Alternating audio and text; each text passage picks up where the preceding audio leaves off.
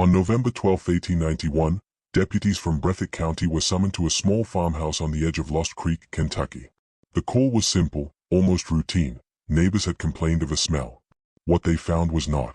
According to the county sheriff's handwritten ledger, entry number 241B, 11-year-old Margaret Whitlow was discovered beneath the kitchen floorboards. She had been buried shallow, as if in haste, her small frame curled toward the earth.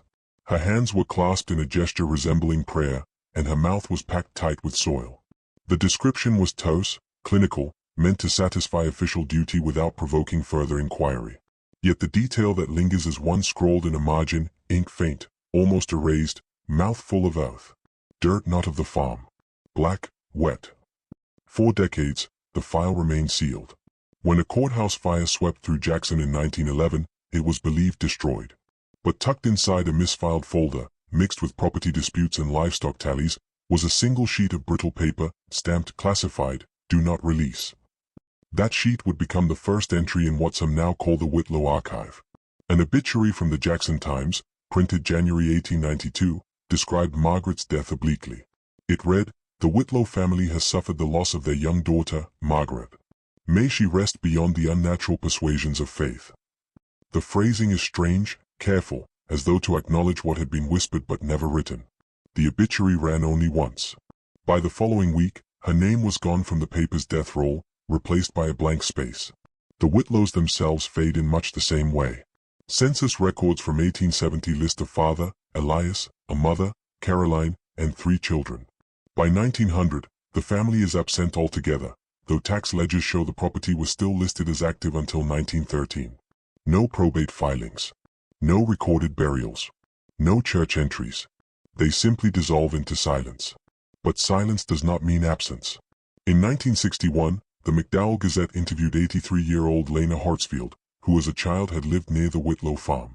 Her recollection, recorded in a few fragile paragraphs, is chilling. "We heard her, the girl.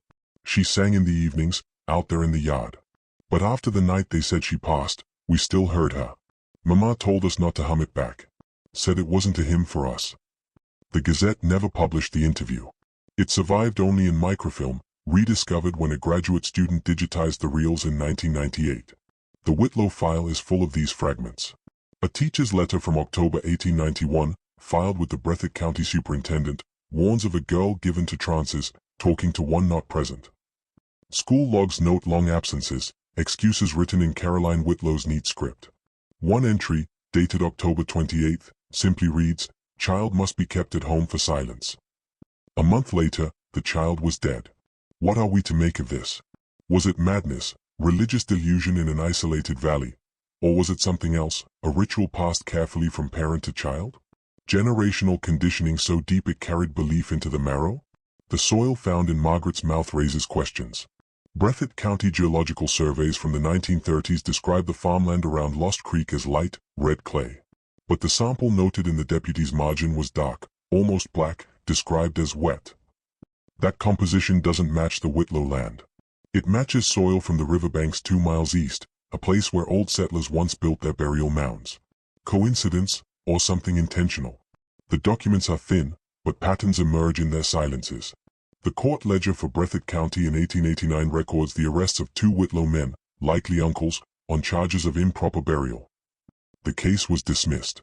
No burial records for their supposed kin exist. Property disputes filed afterward suggest the graves were not dug in consecrated ground but on Whitlow land itself. From there, the archive leaps decades at a time, resurfacing like a body breaking through floodwater. In 1933, during the demolition of an abandoned Baptist church in Hazard, workers uncovered a Bible in which verses had been rewritten in a trembling hand. One of the altered lines reads, "And the child shall guide them across." Margins list initials, CW, EW, and once, faintly, MW. By 1954, psychiatric files from the Eastern Kentucky Asylum include a patient named Esther Wilkerson. In a note dated March 12, she claims, "I hear the Whitlow go. She comes when the bells stop. She says my name like it belongs to her." Esther had no known connection to Breathitt County. She was from Pikeville, 50 miles east.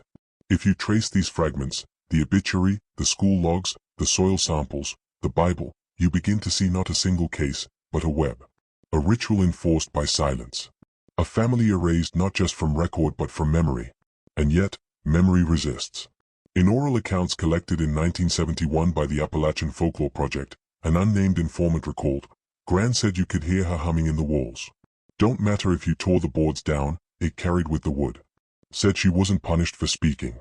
She was punished for remembering what they made her watch. The phrasing repeats in 3 separate interviews, across 3 counties. Punished for remembering. It is a clue, or perhaps a curse, that survived long after the farm itself fell to ruin. The emotional horror lies not in a single child's death, but in the suggestion that she was chosen. That she had, in the words of her teacher, a gift for listening. Listening not to the living, but to the buried. And here lies the dread. Margaret was not silenced because she was mad. She was silenced because she was correct. Walk the hollow today and there is no farmhouse. The floods of the 1930s washed away its beams. But locals say no birds land near the clearing. Not on the fence posts. Not on the chimney stones that still rise like broken teeth. No matter the season. No matter the wind. What began as an obituary buried in brittle paper, what should have remained only a line in a county ledger, instead lingers. It lingers in songs half-hummed. In soil that doesn't match the land. In silences passed down like heirlooms. And so we return to the question that began this file. Was it madness? Or a ritual carried by generations who believed death was not the end of conversation, but its beginning? If your family ever spoke the Whitlow name, if there's a cabin near Lost Creek you were told never to enter, or if you were warned not to hum a tune you didn't recognize, tell us. Write it below, and let it be known. And subscribe, because every comment draws another file into the light. Breathitt County, Kentucky, has long carried the name Bloody Breathitt. Newspapers in the early 1900s seized on the title, citing its reputation for feuds and unsolved killings. But to the families who lived along the narrow ridges and shaded hollows, the county was not defined by blood. It was defined by absence, of industry, of infrastructure, of attention. Lost Creek, the stretch where the Whitlows lived, sits on the southeastern bend of the county. Even today, it is reached only by a snarl of backroads, gravel trails that vanish into switchbacks. The nearest railroad never cut this far. Coal seams ran deeper to the east, so the companies had no incentive to blast or tunnel here. What little economy the valley knew came from salt mining in the early 1800s, and when those brine wells dried, so did the promise of the land. Property tax ledgers from 1873 note that Lost Creek households will be exempted due to flood devastation. The Kentucky River, swollen with spring thaw, had swept entire farms from their roots. Families rebuilt with what they could salvage, driftwood, sod bricks, timber cut from their own ridges. The town was less a town than a patchwork of cabins scattered along a creek bed, always one flood away from erasure. In 1891, the year of Margaret Whitlow's death, the population of Lost Creek was fewer than 300. Census takers recorded surnames that would recur in Breathitt lore for generations: Whitlow, Millins, Hensley, Ashcroft. Yet their numbers never grew. Families vanished between census years, recorded once, then gone. Unlike the booming coal camps of Hazard or Harlan, there was no influx of laborers here, no schools built with company money. Just scattered farmsteads, a single-room schoolhouse, and a church that doubled as a meeting hall. The physical isolation shaped the psychology of the place. Roads often washed out. Mail carriers sometimes refused to make the trip during winter. When disease spread, there was no doctor within riding distance. Oral accounts collected in the 1930s tell of mothers treating fevers with red oak bark and river moss. Death was common, and burial was swift. The county coroner's log from 1887 to 1892 shows 31 deaths in the Lost Creek vicinity. Only 6 have marked graves today. The rest remain unaccounted for, presumed buried on private land, family plots never consecrated or registered. And in the mountains, unmarked graves do not stay silent. Newspapers wrote little about Lost Creek. When they did, the language was dismissive. An 1895 issue of the Lexington Herald described the valley as a township untamed, best left off the map. A 1902 editorial in the Louisville Courier-Journal warned legislators against investing road money into Breathitt County at all. The land swallows progress. Rail ties rot, bridges vanish in the floods, and families there would not use them even if they stood. The consequence was profound. Infrastructure skipped the valley entirely. The railroad ended 20 miles away in Jackson. Telegraph wires were strung elsewhere. The state highway system, begun in the 1920s, traced wide arcs around the region, leaving Lost Creek marked only as a dotted spur line on Department of Transportation maps. When roads don't lead in, stories don't lead out. The community became its own world, turning inward for explanation, punishment, ritual. The church held more power than any courthouse, and when the church itself faltered, its building prone to collapse in storms, families turned to their own faiths, fragmenting into practices remembered only in whispers. A 1977 field report from the Kentucky Folklife program describes Breathitt as a county of doubled silences. The first silence was geographic, hollows so deep that sound vanished into them, echo swallowed by slope. The second was cultural, families kept stories close. Sickness was called curse. Tragedy became a kind of inheritance. One account, recorded by folklorist Paul Carver, recalls a saying from Lost Creek elders, "If you can't hear the bells, you're too far from the living." Carver interpreted it as a reference to church bells. Locals knew better. The phrase was used when children wandered too deep into the ridges, where voices seemed to call back in tones no longer human. The isolation was not just physical, but bureaucratic. Breathitt County court records from the late 1800s are full of unfinished entries. Cases dismissed without explanation. Birth certificates filed years late, if at all. Deaths noted as uncertain. In 1890, only half the children in Lost Creek were listed as enrolled in school, yet teachers' logs suggest nearly every household had at least one child. The gaps suggest more than poverty. They suggest intentional erasure. And erasure breeds folklore. By the 1920s, when federal surveyors came to map the area for potential dam projects, they noted ruins of structures with no known families attached. One map labels an area simply abandoned homestead. Locals told surveyors the house belonged to people who left before the census men came. They did not give a name. It is not difficult to imagine how such silences could nurture belief in rituals unseen elsewhere. When families are cut off from outside law, when land itself is unstable, when floods erase homes and graves alike, the lines between history and haunting blur. The Whitlows were not the only family touched by these conditions, but theirs became the most infamous, because of Margaret, because of her supposed gift. But to understand why her death resonates, one must understand the valley itself. Lost Creek was a place already defined by absence, of industry, of law, of memory. When a child there began to speak with voices no one else could hear, there were no institutions to intervene. No doctor. No investigator. Only neighbors, kin, and the rituals they had carried from generation to generation. Isolation became its own theology. Death was not the end but another chamber of the house.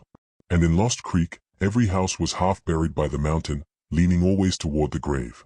Today, little remains of the old valley. The floods have washed much of it into the river. Satellite images show only patches of farmland, a scatter of trailers, a school that was finally paved in the 1980s. But those who live there still speak in ellipses. Ask about the Whitlows and you'll be told, that was before the road. Ask about the floods and you'll hear, we keep our dead closer now. Breathitt County may have tried to forget Lost Creek, but Lost Creek has not forgotten itself. Silence there is not emptiness. It is accumulation. It is layers of names, rituals, and unmarked graves pressing up against the living. And when you walk there, if you ever do, the first thing you'll notice is not the land itself, but the absence of sound. No birds overhead. No dogs barking from the yards.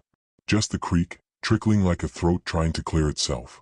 The story of the Whitlow girl cannot be separated from the story of her town.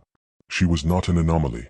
She was an expression of the place that raised her, of floods that erased maps, of churches that crumbled, of families who spoke in whispers because no one else was listening. Lost Creek was a place built on silence. And Margaret, in speaking to the dead, broke it. If your grandmother ever told you of a hollow that was better left unmapped, if you've seen a name missing from census rolls when it should be there, if your family built cabins along a creek that the state never marked, tell us. Leave it below. And subscribe, because each story you bring fills another silence they tried to keep.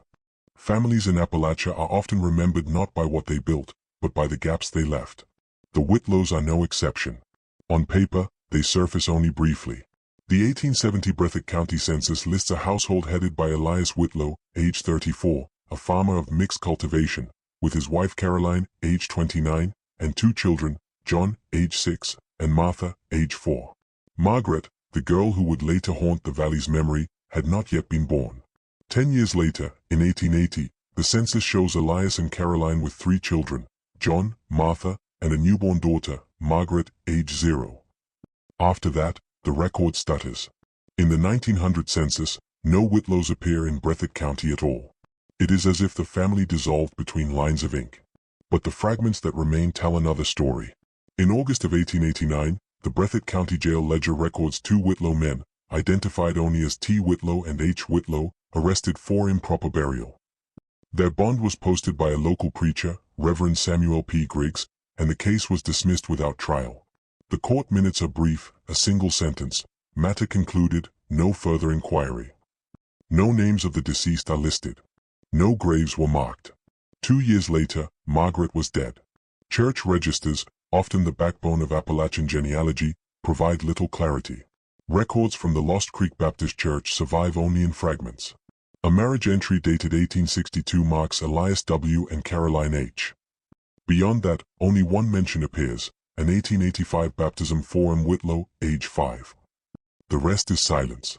In the church's burial register, Margaret's name is conspicuously absent. The omission is striking.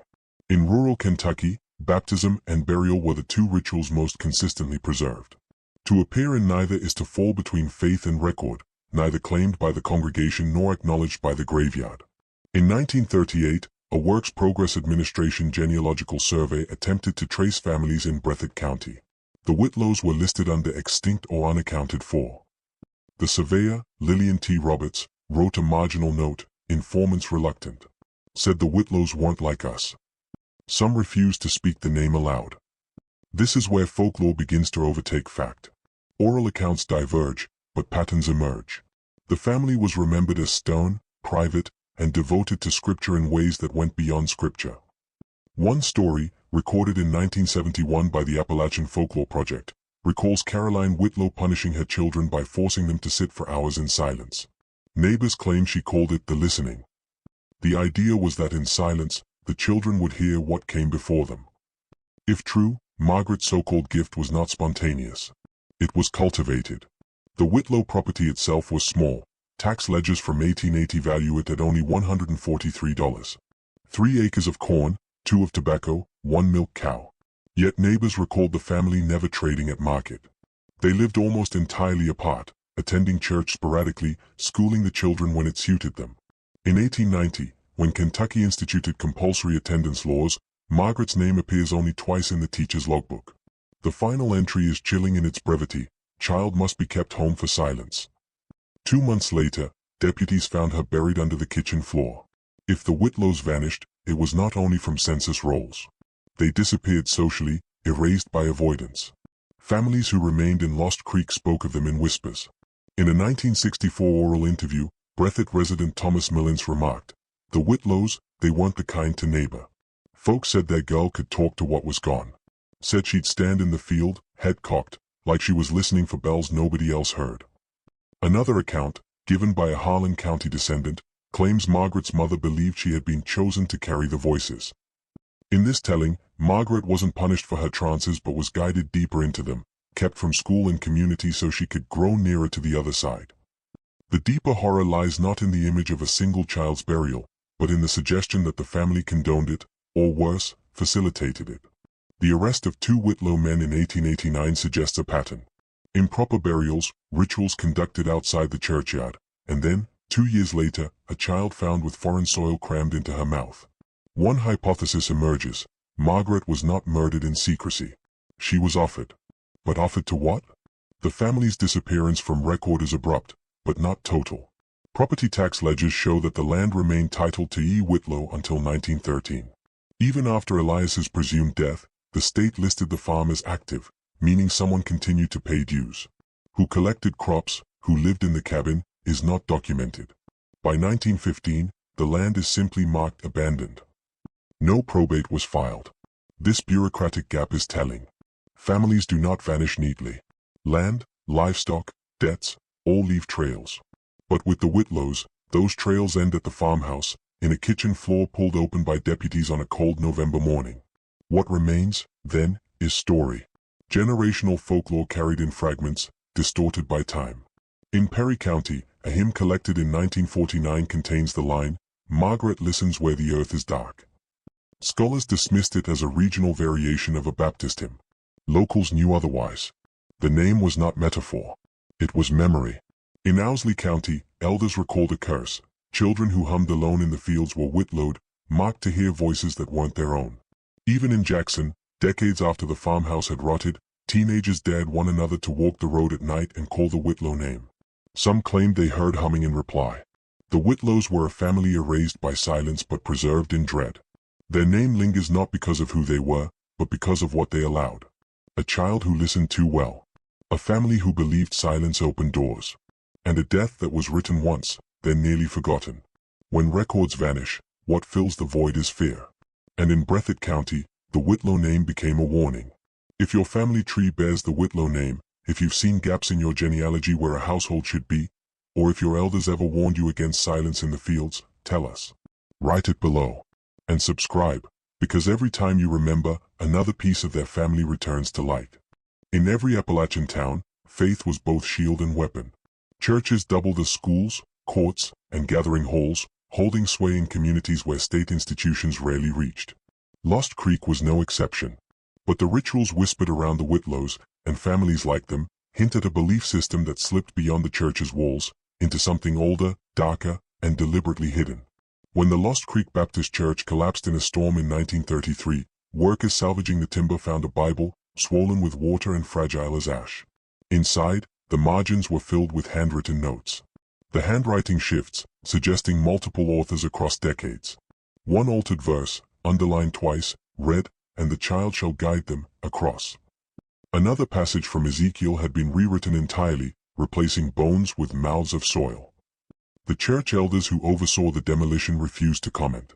The Bible vanished after being sent to Hazard for archival review.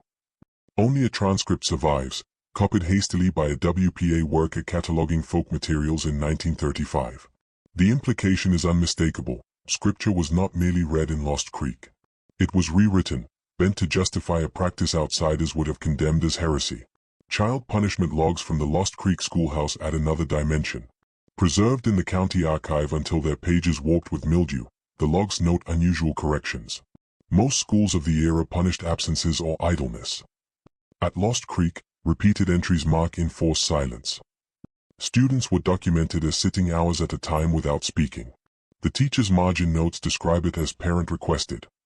One entry, dated February 1887, records, "Child MW instructed by mother, must remain silent until bell." The bell is never defined. The implication is chilling. Silence was not punishment, it was practice. Oral histories collected in 1971 echo this. One informant, an elderly woman from Perry County, recalled her grandmother's phrase, "To hear the gone, hush the living." Another described family prayer circles where children were forced to sit with mouths covered in cloth, hands clasped tightly in laps. After an hour, the cloth was removed, and the children were asked if they had heard.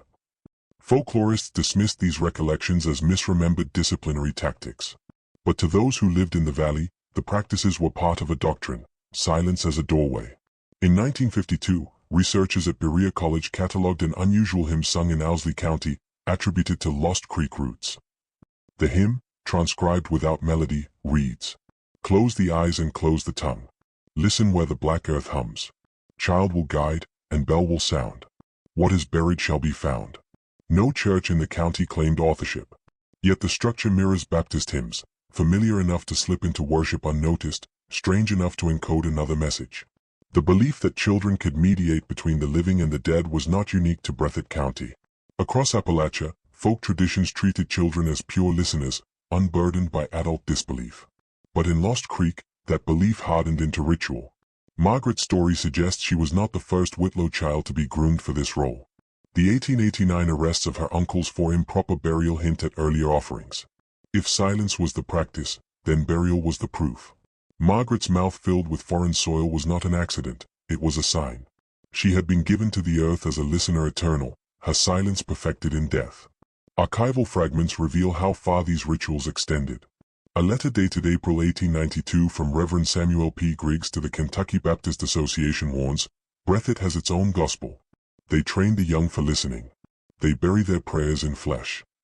The letter was never acted upon.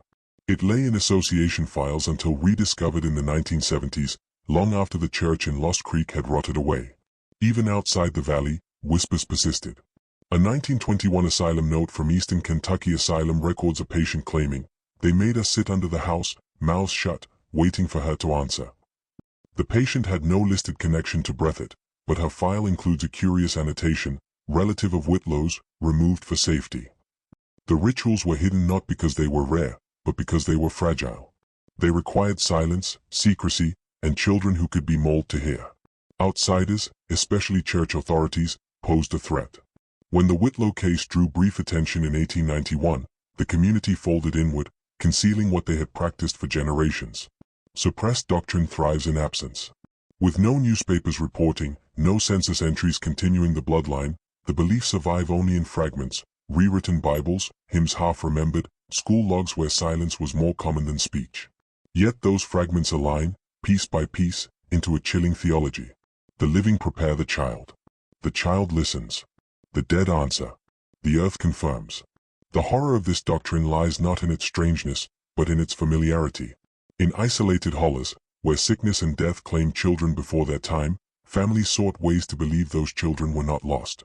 Silence became not grief, but communion. But what begins as comfort curdles into ritual.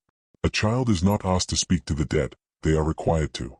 And when the voices come, as children's imaginations will always conjure, the family receives it not as play, but as prophecy. In Margaret Whitlow's case, the prophecy ended beneath the floorboards. By the mid-20th century, folklorists noticed a pattern. Counties surrounding Breathitt, Harlan, Perry, Owsley, each contained surnames linked to the Whitlows. In those places, whispers of the listening reappeared. One teacher in Perry County reported a child who refused to speak for months, claiming her mother told her words were not hers to use. Another described children drawing bells in school primers, without knowing why. Patterns like these suggest the doctrine never died with the Whitlows. It simply dispersed, carried by kin and marriage, folded quietly into other hollers. The rituals of Lost Creek remain hidden, but not gone. They live in fragments of scripture, in hymns that no church claims, in children who fall silent for reasons no teacher can explain. And if silence is the doorway, then Margaret was only the first to walk through. If your family ever kept a Bible with verses in the margins, if your grandmother warned you to keep quiet when the bell stopped, or if you grew up with a hymn you've never heard in church since, tell us. Write it below. And subscribe, because every word you leave becomes another line in a doctrine they tried to erase. In May of 1891, the outside world was forced to look at Lost Creek. It was not curiosity that pulled their eyes toward the valley, but the sudden violence of a moment that could not be contained within its borders. Margaret Whitlow's death might have gone unnoticed, as so many Appalachian tragedies did, had it not been for a stranger who saw what he should not have seen. His name, in the scattered records that remain, is James Pritchard, a traveling peddler who wandered from hollow to hollow selling glassware and cheap cloth. He claimed that he had stopped at the Whitlow homestead to rest his mule and found the family gathered around a freshly dug pit beneath their own floorboards. In his affidavit, which survives only in fragments, Pritchard wrote that the air in the house smelled of wet dirt, that Margaret lay on her side with soil in her mouth, and that her mother whispered, "She's gone under, she'll hear now." Pritchard fled that night, reporting the scene to a deputy in Jackson. What followed was less an investigation than a storm. For a brief moment, the violence of Breathitt County, the feuds, the disappearances, the whispered rituals, was dragged into the light of public scrutiny. Newspapers in Louisville and Lexington printed short, scandalized articles, calling it barbarism in the hills and a case of mountain madness.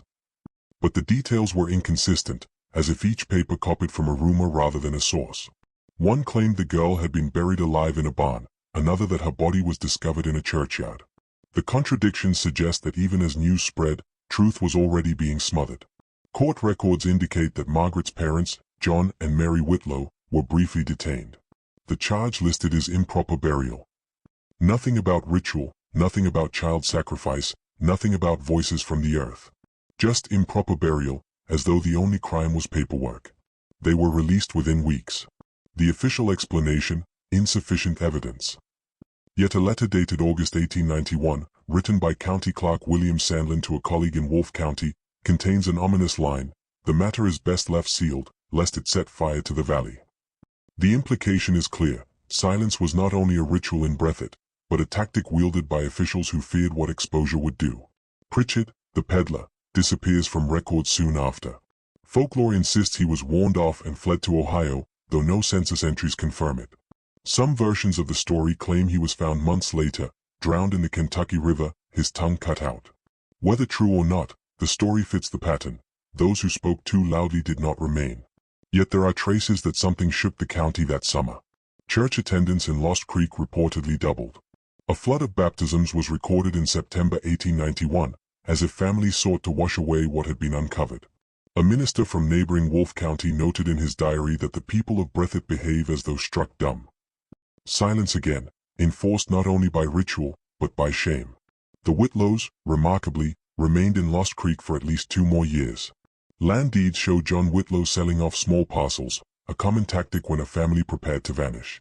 By 1894, their names disappear entirely from tax rolls. No obituary, no migration record, nothing. The Whitlow line dissolves into absence, leaving behind only Margaret's brief mention in coroner's notes and a few scattered newspaper clippings.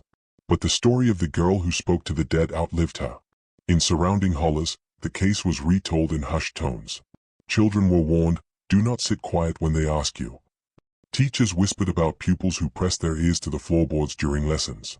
A local preacher in 1903 described fighting a doctrine of silence that eats the children alive. He does not mention the Whitlows by name, but the shadow is unmistakable. Outside the valley, the event became folklore almost instantly. To outsiders, it was proof of Appalachian backwardness, another tale to confirm stereotypes of savagery in the hills. But to those inside, it was something far more dangerous. It was evidence that the private covenant between family, earth, and child had been witnessed by an outsider. That could not be allowed. And so, the county buried it in silence. By the time state folklorists began their work in the 1930s, Margaret's story had already shifted from fact to legend. Old women spoke of the listening girl, young men joked about the buried bride, and all agreed on one point: she had been made to hear something no child should hear. What she heard, what the Whitlows hoped she would carry back from beneath the earth, remains unknown. But the event, as it is remembered, marks the moment when the hidden rituals of Lost Creek brushed against the outside world, leaving a scar that neither side could explain. The horror of the event is not only in the act itself, but in its suppression. A child was placed beneath the floor, soil forced into her mouth, her death witnessed by chance, reported, then buried beneath bureaucracy and shame. The world was shown a glimpse, then asked to look away. What remains is the silence, the same silence that trained the children, that rewrote the hymns, that sealed the mouths of witnesses. A silence that does not forget. What is most terrifying about the Whitlow case is not the act itself, but how quickly the act was pulled out of history, as though hands reached up from the earth not only to claim Margaret, but to claim the paper trail of her existence. In the official Breathitt County Death Register for 1891, her entry is a ghost. Entry 147 reads Whitlow, Margaret, female, white, age 11. Under cause of death, a single word, unclear. The coroner's name is left blank, an omission repeated nowhere else in the book. The school ledger from that year shows Margaret absent beginning in September, marked with the letter D beside her name. Teachers used D for deceased.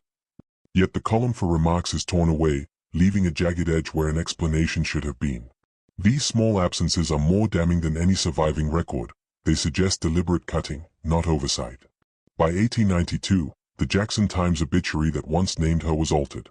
Microfilm copies preserved decades later reveal that the line originally describing her as taken in unnatural persuasions of faith was scratched out by hand, replaced with tragically departed.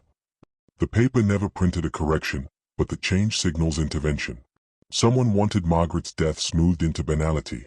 In an era when newspapers reported lynchings and feuds with lurid detail, the fact that an 11-year-old's burial beneath her own floorboards was reduced to a polite euphemism is staggering. It is the silence itself that screams. Census records deepen the strangeness.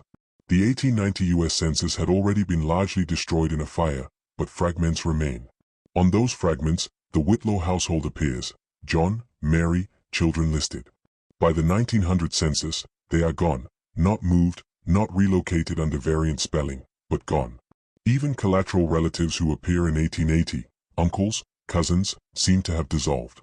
Genealogists call this a dead branch, a family line that vanishes despite fertile age and land ownership. When lines vanish in mountain communities, it is usually through emigration westward. But emigration leaves signatures, rail records, mining camp registers, church rosters. The Whitlows leave none. The family does not end, it is erased. Evidence of suppression appears not only in civic records, but in church and asylum files. A letter preserved in the archives of Eastern State Hospital in Lexington references the Whitlow matter in a physician's private notes. The patient he describes, a 16-year-old girl committed in 1893 for refusing speech, is linked by initials only, M.W., sister to deceased. The file cuts off abruptly. No discharge, no transfer, no burial. The folder itself is water damaged, and a note added decades later by an archivist reads, "Pages removed by court order." That court order is not filed under the hospital's index. Even within the padded walls of the asylum, the story could not be told. Suppression is often explained as shame. Rural families did not want scandal staining their name. But in this case, the machinery of erasure is too wide. Newspaper redactions, courthouse omissions, church silences, asylum orders, it is systemic, not personal. It suggests collusion, or at least a shared understanding that some truths could not be allowed to stand. Local preachers called it a plague of whispers. In surrounding counties, stories circulated that Breathitt has lost a child and gained a curse. Yet when folklorists attempted to document the tale, they found nothing but sealed lips. One WPA writer in 1937 noted in her field diary, "They will talk about feuds, about moonshine, even about blood, but at the Whitlow name they look at the ground. It is the only name that closes mouths." The most chilling aspect of the suppression is how effective it was. By the 1940s, when researchers returned to Breathitt, Margaret's name had nearly disappeared from oral tradition. Children in Lost Creek still played games about the buried girl, but the name Whitlow was gone. When asked directly, elders claimed not to recall. But silence can itself be a ritual, and the refusal to remember has the cadence of practice. To forget Margaret was to complete what began beneath the floorboards, to bury her not just in earth, but in memory. Yet the erasure is imperfect. Margins hold secrets. In a surviving tax ledger from 1892, beside John Whitlow's name, the clerk scrawled an annotation in pencil, "No heirs." This is impossible. Court papers list 4 children, 3 still alive when the note was written. Why then declare no heirs? Was it a clerical error, or a coded acknowledgement that the bloodline itself had been struck from legitimacy? Property deeds for the Whitlow acreage were later transferred not to kin, but to the county itself, an uncommon occurrence unless the family was adjudged legally defunct. No record exists of forfeiture, auction, or seizure. The land simply passed, as though the family had never owned it. The suppression was so complete that even now, digital genealogical databases struggle to account for the Whitlows. Amateur researchers report floating entries, a child's name appearing in one tree, then vanishing after an update. In online archives, Margaret's obituary sometimes loads, sometimes returns a blank page. It is as if the very memory resists being fixed. Skeptics argue this is error. But those who have worked long in Appalachian archives know, when a family is meant to be forgotten, paper itself conspires. The question then emerges, was this suppression the result of bureaucratic shame, or was it part of the ritual itself? In a belief system where silence is holy, where the living are trained to hear what the dead will say, might erasure be more than convenience? Could it be the covenant's final step, that the witness must be cut away, the file must close, the name must fade? What if suppression is not concealment, but consecration? The horror is not only that a child was placed in the ground alive or dead, but that the world above agreed never to speak of it again. The horror is that institutions joined hands with silence, transforming tragedy into myth. The horror is that erasure itself became ritual, and ritual leaves no record. And so we are left with fragments, scratched out lines, torn ledger edges, water-damaged files. They form a map not of what happened, but of what was taken. And if you follow that map long enough, you realize it does not lead away from Breathitt County. It leads deeper into it. Into a silence still intact. Into a memory still buried. Into a file that still does not want to be found. When records are burned, stories rush in to fill the void, and in Breathitt County, the Whitlow girl did not vanish so much as she was rewritten. By the turn of the century, children whispered about her at dusk, not as Margaret Whitlow, but as the floorboard child, the buried sister, or sometimes only as the hush. Each name carried its own rules for telling. Speak it after sundown, never indoors, never 3 times in a row. Superstition metastasized into structure. The facts were gone, but the story breathed in other lungs. The earliest folklore traces come from the same families that had supposedly forgotten. A letter dated 1904, written by a Breathitt teacher to her cousin in Ohio, mentions that the children had invented a cruel little chant about a girl who listens from under the planks.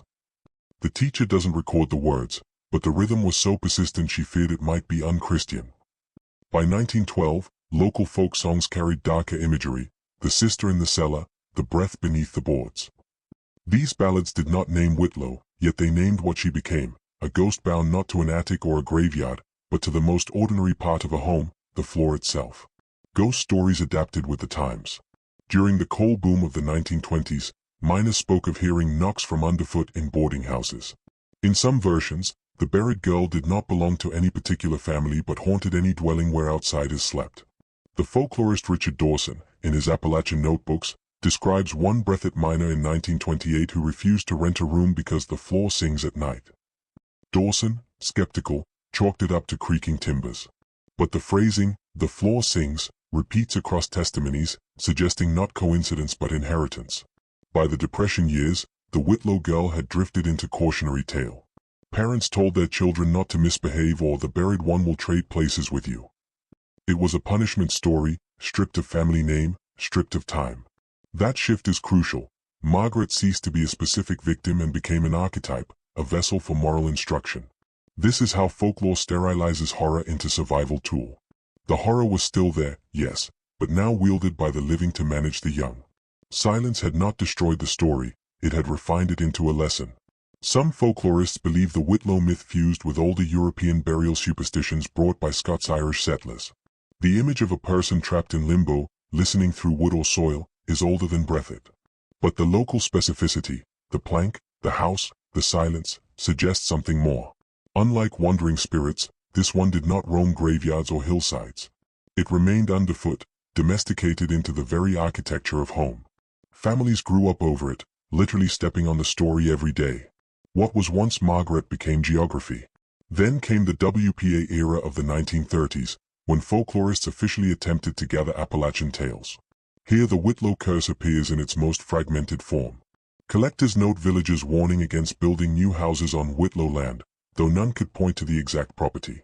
They report children refusing to sleep on ground-level floors, insisting they hear breathing when the lights go out. In these transcripts, Margaret's name is never spoken. Yet the absence of her name, repeated across multiple villages, is itself an uncanny continuity. How do separate households, scattered over hills and hollows, all choose to tell the story nameless? Perhaps because the name had been cut away intentionally, and the cut itself became tradition. World War II nearly extinguished the tale. Young men left Breathitt, young women followed, and industrial modernity swept through. For a time, the Whitlow girl was only an old story muttered by grandparents. But folklore does not die, it hibernates. In the 1960s, amid a national fascination with the occult, college students from Lexington rediscovered the buried girl tale. They recorded Breathitt teenagers daring each other to knock 3 times on the floor at midnight. If she knocks back, you're next, the rule went. Margaret had returned not as history, not even as folklore, but as urban legend. She had survived erasure by mutating into play. By the 1980s, paranormal investigators began to sniff at the edges. A group calling itself the Kentucky Spirit Society claimed to have taped muffled sobs in an abandoned Breathitt house. The recording, later proven to be wind through joists, spread nonetheless. Ghost hunters renamed her the Lost Creek Child, branding her for cable specials. The true story, the coroner's ledger, the census disappearance, the family's vanishing, remained unknown to them. They sold spectacle, not history. Yet even their shallow retellings kept the buried one alive, dragging her name into VHS tapes and late-night radio. In the present day, Margaret exists on 2 levels. Among locals, the folklore is hushed, resistant, spoken only at family tables or whispered to children as discipline. But online, the Breathitt floorboard girl circulates freely in creepypasta forums and paranormal podcasts. She is meme as much as myth, stripped of her Appalachian soil and flung into global imagination. Teenagers in cities she never touched now dare each other to knock for the buried girl. The folklore has metastasized beyond Kentucky, beyond America. In a sense, suppression has failed, not because the facts returned, but because the story proved more durable than any archive. And yet, what emerges from these shifting retellings is a haunting irony. Folklore was supposed to smother the truth, to bury Margaret under layers of myth until her name disappeared. But in erasing her, the county ensured she could never truly rest. Margaret became legend precisely because the truth was destroyed. The silence that was meant to contain her instead amplified her, transmuting one child's death into an eternal archetype. Every version of the tale, whether whispered by children in 1904, sung in minor ballads in 1928, muttered by grandmothers in 1955, recorded on cassette in 1983, or posted on Reddit in 2023, carries the same residue, the sound from beneath the floor. Facts fade, names vanish, but that sound survives. Always in the dark, always after midnight, always underfoot. It is not Margaret's voice we hear anymore, but the echo of a silence so carefully constructed it became myth. The folklore is her second coffin. The folklore is her survival. The folklore is the proof that suppression never wins, because stories leak through the cracks of wood and time. And in Breathitt County, the cracks never closed. The folklore may have kept her alive, but history still demands an answer. Who was Margaret Whitlow, and why did she vanish from the record in 1871? To sift through the ashes of silence is to confront not one truth, but a constellation of possibilities, each theory glimmering like a coal spark in the dark, each unable to fully illuminate the whole. The first and most accepted theory is the simplest. Margaret died of disease, and her family, fearing stigma, concealed the fact. Breathitt County in the late 1800s was no stranger to illness. Typhoid, cholera, diphtheria swept through isolated hollows with brutal efficiency. A child could succumb overnight, leaving the household desperate and terrified. To bury her quietly beneath the floorboards, away from public eyes, might have seemed pragmatic. Some historians argue that Breathitt's culture of secrecy, coupled with mistrust of authorities, could explain the concealment. Yet this theory falters when confronted with the coroner's missing report. If Margaret's death was disease, why erase it from ledgers? Why erase the entire family? Silence here feels less like pragmatism and more like shame. The second theory is darker. Margaret was killed by her own kin. In Appalachian folklore, buried children often signify guilt. Some whisper that Margaret was not merely a victim of circumstance, but of violence within the home. A heated quarrel, a father's rage, a mother's complicity, any could have led to her death. If so, the concealment would not be about disease, but about hiding a crime.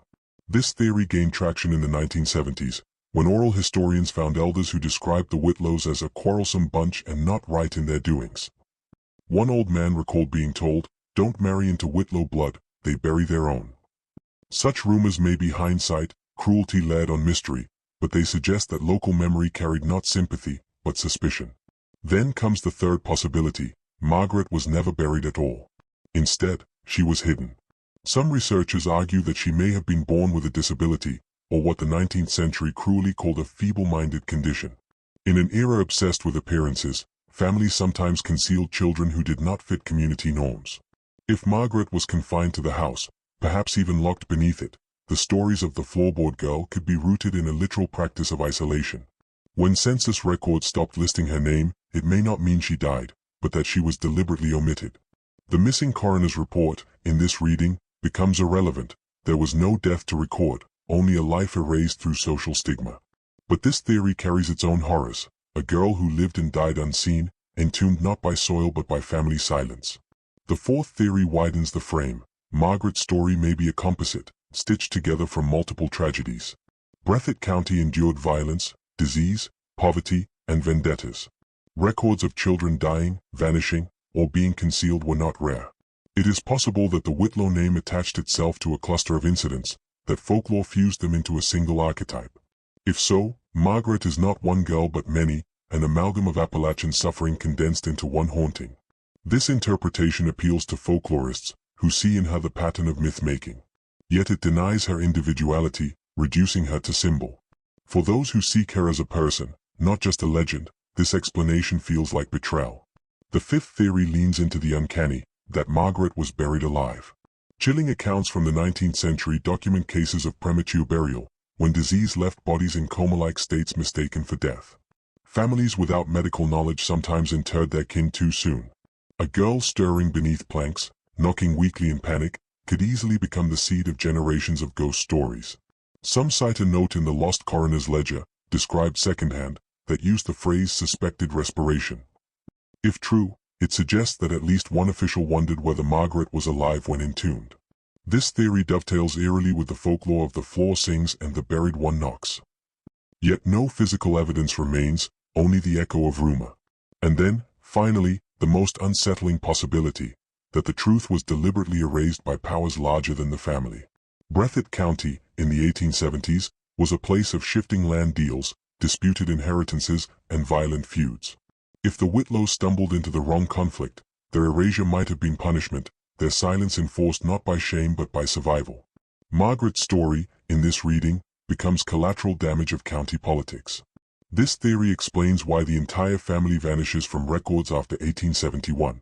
It reframes the folklore not as guilt, but as warning: children are buried not just by boards, but by forces far above them. Each theory offers clarity, yet none can stand alone. Disease explains fear but not erasure. Violence explains silence but not the spread of folklore. Isolation explains stigma but not the missing documents. Amalgamation explains myth but denies personhood. Premature burial explains ghostly knocks but not generational silence. Power struggles explain erasure but not the children's rhymes. Like beams in a broken house, each theory supports part of the weight, but none the whole. What is certain is this: Margaret Whitlow, or the girl who became her, was swallowed twice. First by death, then by silence. What followed was not history, but rumor calcified into legend. And in the end, perhaps that is the most haunting theory of all, that there was no single truth to uncover. That the very absence, the gaps in the record, are the story. That what we call Margaret Whitlow is not a person, but the shape left behind when a life is forcibly removed. To ask which theory is true is to confront a more brutal reality: it may not matter anymore. Whether Margaret was diseased, murdered, hidden, mistaken, multiplied, or erased, the outcome is the same. The facts were buried. The silence became inheritance. And what remains, more than a century later, is not certainty, but echoes. For nearly a century, the name Margaret Whitlow lingered only in whispers, county gossip, and the dying breaths of mountain ballads. Then, like so many buried things, she returned, resurrected not by church hymns or court ledgers, but by the internet. The first flicker appeared in the early 2000s on a genealogy message board where a woman named Cora Ashbrook 47 posted a question: "Does anyone know what happened to Margaret Whitlow, born in 1866, Breathitt Company? My grandmother said she was buried under the house. Family won't talk about it." No one responded. The thread went cold. But the post lingered, searchable, like an unattended grave. 2 years later, a different forum dedicated to Appalachian folklore cited it, linking the genealogy thread to an older WPA folk archive. The name Margaret Whitlow began to appear across ghost hunting blogs, a curiosity at first, then a fixation. By 2009, YouTube had its first grainy video titled "The Whitlow House, Breathitt County Haunting." A shaky camcorder followed two teenagers as they trespassed into a sagging clapboard ruin. Their voices trembled as they whispered, "This is where the girl was buried alive." The video ended abruptly with one of them screaming at a sudden crack beneath the floor.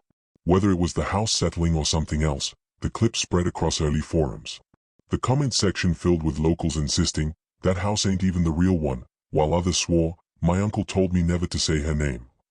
By 2013, Margaret Whitlow had become a minor creepypasta. Tumblr pages shared reimagined versions of her story: a pale girl scratching at floorboards, a song that stopped children from sleeping. Some framed her as a ghost, others as a demon, others still as a tulpa created by repeated telling. Her legend twisted with each repost, but the root remained: a girl buried, forgotten, yet still speaking. Strikingly, these posts often referenced real fragments, snippets of census data, the lost coroner's report, the vanished family line. Internet myth and historical record merged into something inseparable, blurring what was fact and what was invention. Paranormal investigators soon seized on the story. In 2015, a Kentucky-based YouTube channel, Hollowed Ground, uploaded a slicker, hour-long investigation into the Whitlow case. They filmed themselves at what they claimed was the original property, though tax records suggest otherwise. EVP recorders crackled with static. One investigator swore he heard the phrase, "Don't dig." The video gained millions of views, and with it came a flood of amateur sleuths. Reddit threads exploded, dissecting old census ledgers, cross-referencing Breathitt County land deeds, comparing handwriting samples and probate records. For the first time, the question wasn't just "is she real?" but "why did they hide her?" Yet with renewed attention came renewed dread. Teachers in nearby Jackson reported children drawing crude stick figures beneath floorboards in their notebooks, labeling them Margaret. A Breathitt County librarian claimed that in 2017, a box of misfiled documents mysteriously appeared on her desk. Inside, photocopies of death records with the name Whitlow blacked out, as if redacted. She filed a report. The box vanished the next day. No one admitted delivering it. Online, locals began posting warnings, "Don't bring her up. Every time her name comes back, bad things happen here." The story bled into TikTok by 2020. Teenagers filmed themselves chanting Margaret Whitlow 3 times before stepping onto abandoned porches. Some dared each other to lie down on creaking floorboards, waiting for her knock. The algorithm did what gossip once had. It spread her everywhere. But unlike folklore contained to a valley or church congregation, now she crossed borders. A girl in Germany filmed herself whispering the name into a cracked cellar. A boy in Brazil scratched her initials into his school desk. What was once Breathitt's buried shame became global entertainment, a ghost filtered through hashtags. Yet, embedded in the spectacle, were moments too sharp to dismiss. A Reddit user in 2021 posted photographs of a family Bible found at a flea market in Hazard, Kentucky. In its birth section, the Whitlow children were listed, including Margaret, her name written, then violently scratched out. The post was deleted within hours. Users who archived it claimed their files later corrupted. Coincidence? Surely. But the timing fueled the belief that Margaret's story resists digitization, that the more she is named online, the more unstable the records become.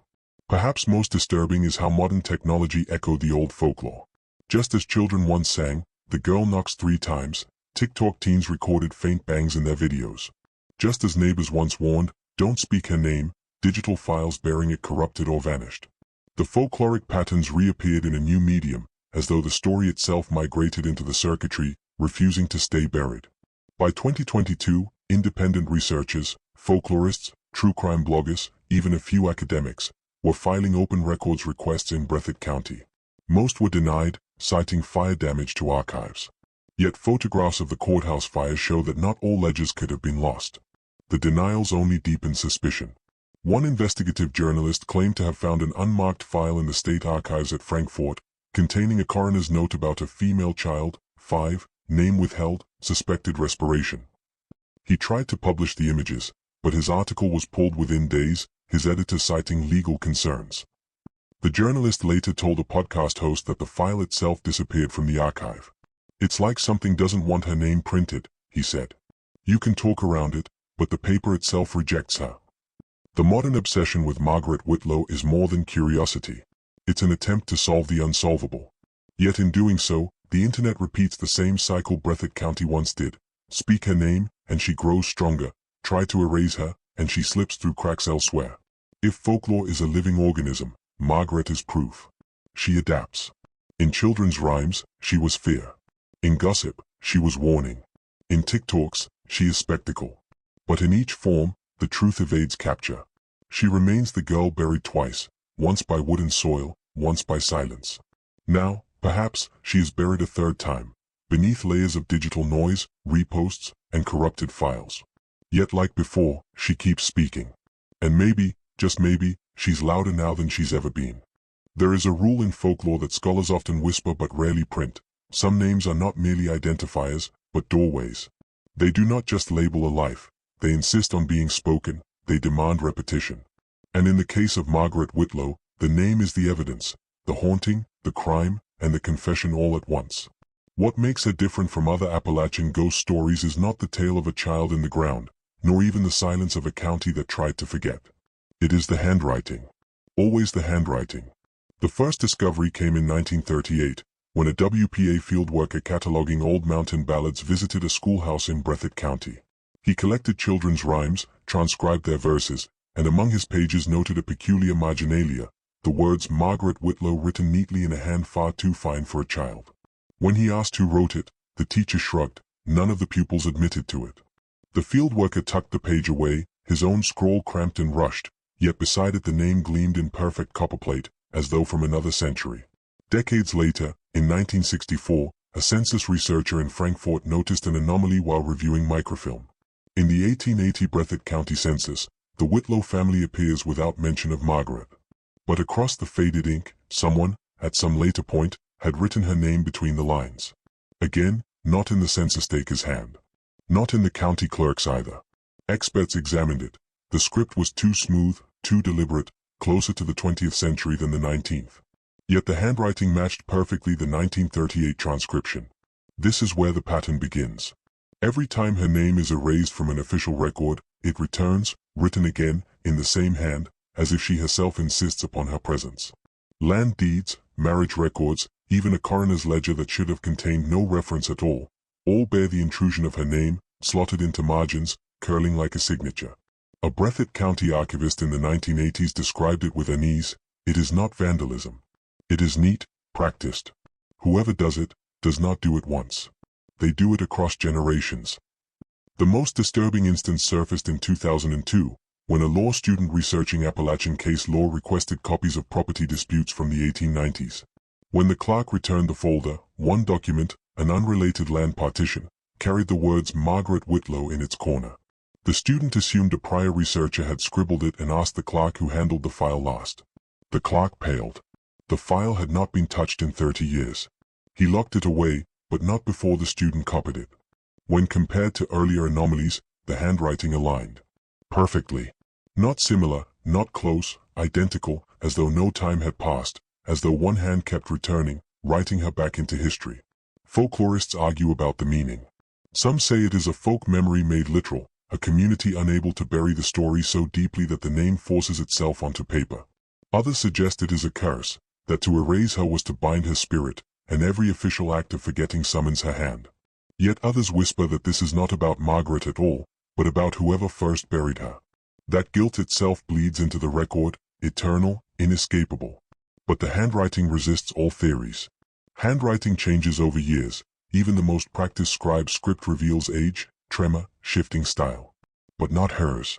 Margaret Whitlow's name is always the same, unwavering, as though frozen in the year she died. By the late 2010s, with digitization underway, archivists noticed another anomaly. In scanned copies of old Breathitt County ledgers, Margaret Whitlow sometimes appeared digitally, though no such inscription existed on the original paper. PDFs bore her name in faint gray, pixelated yet distinct, where the paper record showed nothing. One IT technician swore he saw the file typing itself when left open, letters materializing, then locking into place as if they had always been there. When he tried to delete the file, the system crashed. Upon reboot, the document returned, name intact. The terror of it is not merely supernatural. It is administrative. Birth certificates, census rolls, courthouse ledgers, these are the bones of memory, the machinery by which nations insist they are real. To have a name intrude upon them is not just a haunting, it is an infection of history itself. Breathitt County has tried to deny her, erase her, redact her. But each time, Margaret Whitlow appears again, written in the same hand, refusing erasure. And perhaps the worst is this: it does not stop with archives. Students in Lexington report that when they write essays on Appalachian folklore, their word processors sometimes autocomplete M into Margaret Whitlow.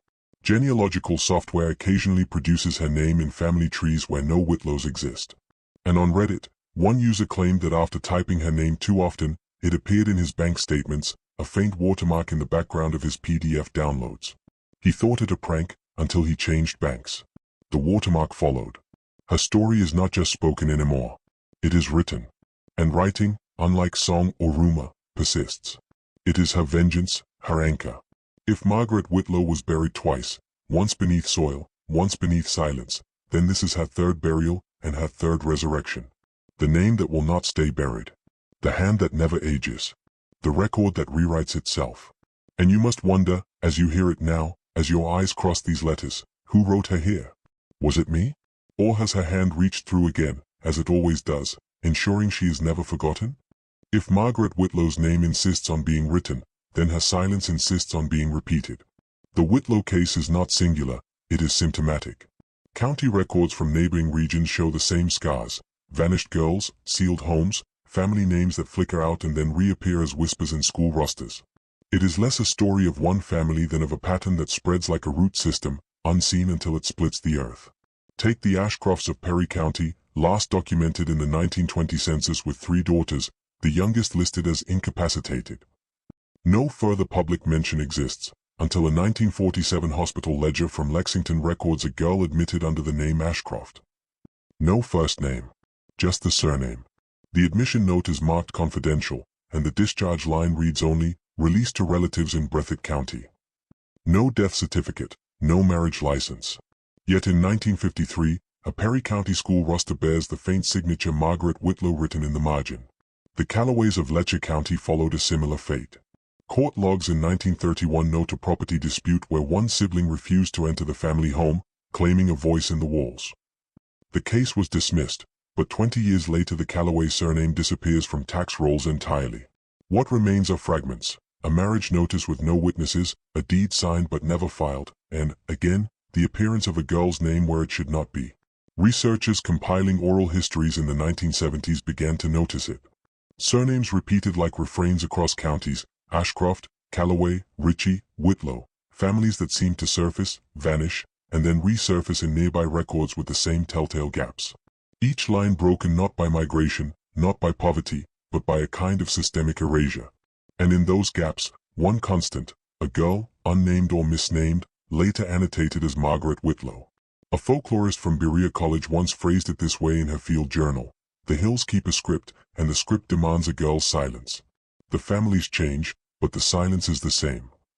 She compared it to a song passed through generations, each family singing their verse, each girl playing her part.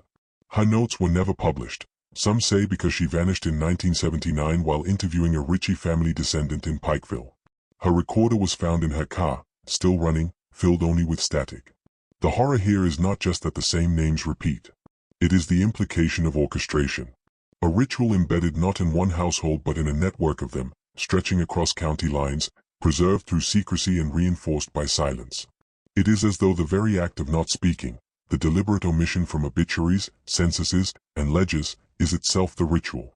And when silence fails, the name reappears, written again in that same hand. Modern genealogists trying to trace these families report strange frustrations. DNA kits come back inconclusive, with missing markers or inexplicable mismatches. Family Bibles show whole pages torn out, only to have the name Whitlow penciled faintly on the flyleaf.